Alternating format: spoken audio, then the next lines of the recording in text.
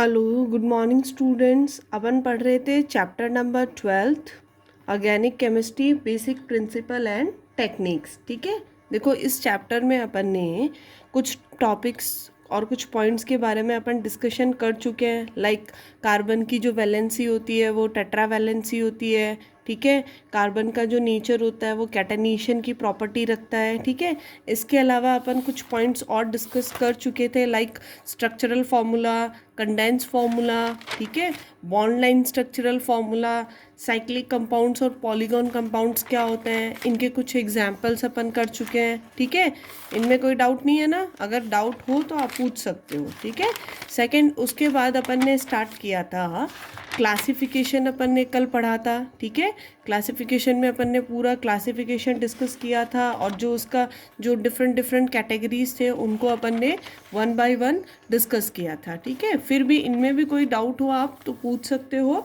अब देखो आज का जो अपना टॉपिक है वो है बेटा जो homologous series and IUPAC naming के बारे में अपन डिस्कशन करेंगे। ठीक है, होमोलॉगस सीरीज क्या होती है? देखो, होमोलॉगस सीरीज होती है जैसे कोई भी कैटेगरी के कंपाउंड है, किसी भी कैटेगरी के कंपाउंड है, लाइक एल्केन्स ही देख लो आप। जैसे फर्स्ट फॉर्मूला है एल्केन का मीथेन। ठीक है, मीथेन का फॉर्मूला क्या है? CH4।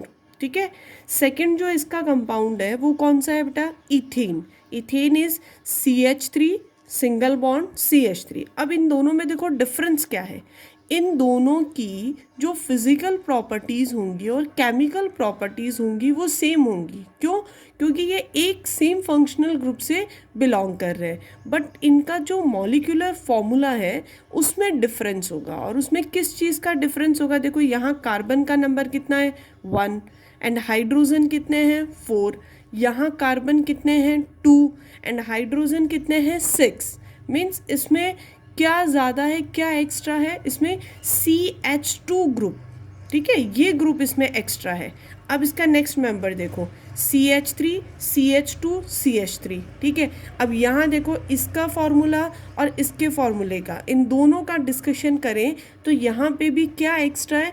1 CH2 group. ठीक है, तो होमोलॉगस सीरीज क्या होते हैं? होमोलॉगस सीरीज होते हैं कि कुछ फंक्शनल ग्रुप होते हैं या जो कंपाउंड्स होते हैं उनके जो कंपाउंड्स होते हैं। ठीक है, इनके जो जैसे अपन मीथेन, इथेन, प्रोपेन, ठीक है, कंटिन्यूसली अगर अपन चले तो इनके जो कंपाउंड्स होते हैं इनकी फिजिकल और केमिकल प्रॉपर्टीज़ तो सेम होंगी, बट इनका जो फंक्शनल ग्रुप होगा, मीन्स हर एक जो एडजेसेंट मेंबर होंगे, 2 एडजेसेंट मेंबर्स होंगे, उनमें CH2 का डिफरेंस होगा। ठीक है, इस टाइप के ये जो मेंबर्स होते हैं या जो ये ग्रुप्स होते हैं उनको अपन बोलते हैं होमोलॉगस। ठीक है, और ये जो फिनोमिनन होता है इसको अपन बोलेंगे होमोलॉगी।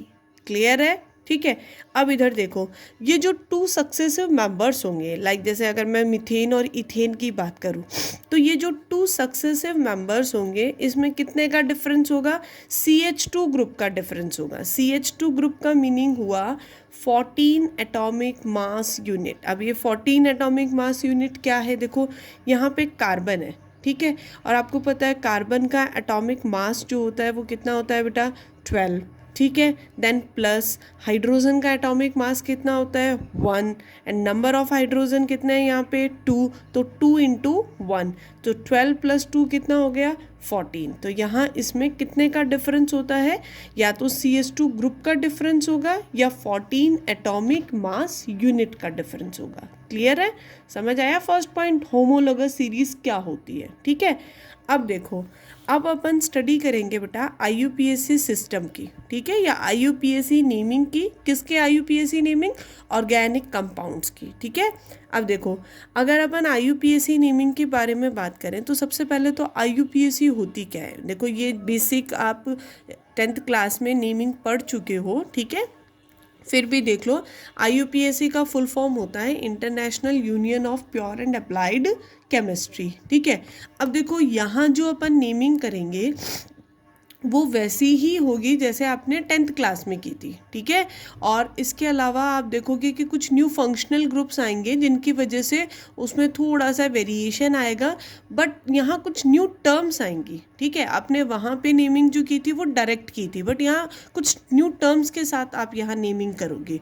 देखो यहाँ कोई भी IUPAC नेमिंग अगर अपन कर रहे हैं तो उसके लिए अपन 3 जो उसके पार्ट्स होते हैं या 3 कंपोनेंट्स होते हैं। फर्स्ट इज वर्ड रूट, ठीक है। फर्स्ट क्या होता है? Word root. अब वर्ड रूट क्या होता है इसके बारे में अभी अपन डिस्कशन करेंगे। First is word root, second is suffix and third is prefix, ठीक है। फर्स्ट देखो वर्ड रूट। वर्ड रूट किसको बोलते हैं बेटा? Word root denotes the number of carbon atom present in the chain. Means आपका कोई भी फंक्शनल ग्रुप है, कोई भी IUPAC नेमिंग है, उसमें जो जितने कार्बन एटम्स होते हैं उनका जो नंबर होता है उसको अपन वर्ड रूट कहते हैं। फॉर एग्जाम्पल देखो मैंने यहाँ पे लिख रखा है C1, C2, C3, C4, C5 and 12 तक मेंशन कर रखा है। मीन्स कार्बन जो नंबर होंगे उनको अपन किस तरह से लिखेंगे। For C1 meth, eth, prop, but, pent, hex, hept, oct, non, dec, ठीक है। जनरली आपके डेक तक ही यूज़ आता है, बट फिर भी मैंने आगे मेंशन किया है 11 होगा तो अनडेक, देन डू डेक, ठीक है, then tridec, tetradec, but ये यूज़ नहीं आते आपके 10 तक ही यूज़ आते हैं, okay. Then this is called word root, इसको अपन वर्ड रूट बोलते हैं, ठीक है। कार्बन जो होता है उसकी जो चेन है उसमें कार्बन के कितने नंबर है उनको अपन रिप्रेजेंट जो करते हैं उसको बोलते हैं वर्ड रूट। नेक्स्ट देखो, नेक्स्ट इज सफिक्स, ठीक है। सफिक्स ध्यान रखना, सफिक्स हमेशा नेम के बाद में यूज़ होता है और प्रीफिक्स हमेशा नेम के पहले यूज़ होता है। देखो अब यहाँ पे अगर अपन सफिक्स की बात करें तो यहाँ पे 2 टाइप के सफिक्स होते हैं, primary suffix and secondary suffix, ठीक है। प्राइमरी सफिक्स जो होता है वो अपन को बताता है कि जो अपन ने कार्बन नंबर लिए हैं, ठीक है, उन कार्बन एटम के बीच में कैसा लिंकेज है। It indicates the nature of linkage in the carbon atoms. Means जो 2 कार्बन एटम्स हैं उनके बीच में कैसा लिंकेज है। For example if both the carbon atoms are attached with single bond, ठीक है, अगर वो सिंगल बॉन्ड से अटैच है तो उसके लिए सफिक्स यूज होगा एन। डबल बॉन्ड है तो इन एंड ट्रिपल बॉन्ड है तो आयन। समझ आया? तो इसको अपन बोलते हैं प्राइमरी सफिक्स, ठीक है। ये आप चीज़ें आपको पता है बेटा, बट इनके यहाँ पे कुछ स्पेसिफिक नेम से इनको रिप्रेजेंट कर रखा है, ठीक है। फॉर एग्जाम्पल 5 कार्बन है और वो सारे के सारे सिंगल बॉन्ड से अटैच हैं, तो अपन क्या यूज़ करेंगे? For 5 carbon we use pent, single bond से अटैच है तो एन, तो क्या हो गया उसका नेम? Pentane, okay.